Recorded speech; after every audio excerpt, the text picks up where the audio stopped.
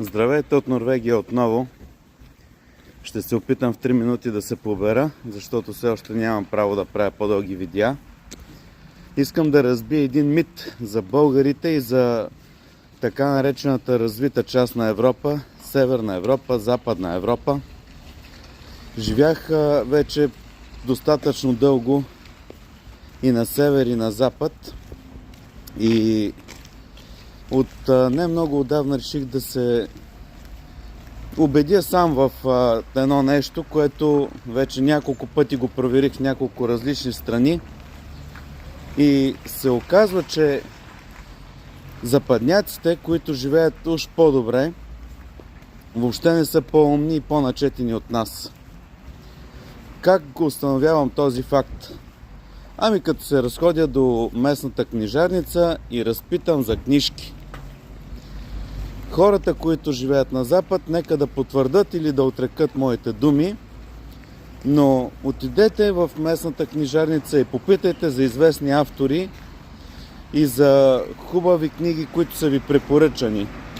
Първо, че книжарката не ги е чувала. Второ, че ги нямат. Въобще нямат тези книги, които търсиш.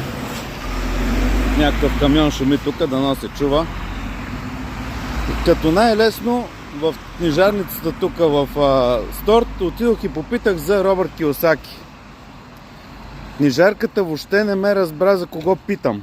Показах и на телефона фотографията на човека и как му се изписва името. Тя пак не се сети какъв е този човек. Ами да, може би Робърт Кийосаки пише най-леката литература на тема финанси. Има много по-сериозни заглавия от него. Но Богат татко, беден татко си е най-продаваната книга по въпроса и книгата отворила очите на най-много хора по света.